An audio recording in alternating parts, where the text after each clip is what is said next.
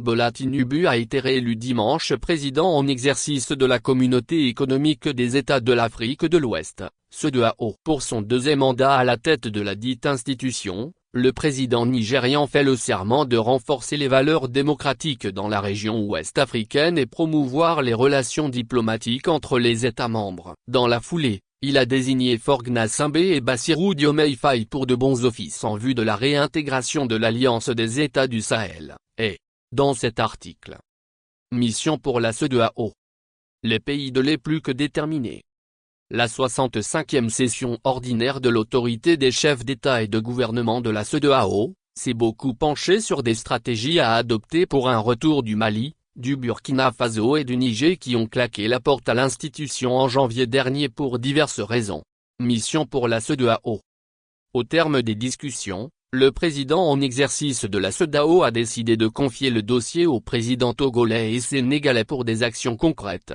Moins avertissement moins. J'ai nommé le président du Sénégal, Bassirou Diomaye Faye, en tant qu'envoyé spécial pour le Burkina Faso, le Mali et la République du Niger, en collaboration avec le président du Togo, Faure Gnassingbé. Leur mission consistera à travailler sans relâche avec nos frères du Mali, du Burkina Faso et de la République du Niger, et à coordonner leurs actions avec la commission de la CEDEAO et moi lorsque cela est nécessaire, a révélé M. Tinubu au sortir du sommet. Selon les indiscrétions, messieurs Faye et Gnassingbé disposent relativement d'un délai court pour entamer leur mission face à ces trois États qui ont tenu leur premier sommet le 6 juillet, soit à la veillée du 65e sommet de la CEDEAO. Tout a commencé le 28 janvier 2024 quand les militaires au pouvoir au Burkina Faso, Mali et au Niger ont décidé de retirer leur pays, avec effets immédiats, de la CEDEAO. Moins avertissement moins. Les pays de l'est plus que déterminés. Il pointait l'incapacité de l'institution sous-régionale à répondre aux attentes, préoccupations et aspirations de leurs populations respectives.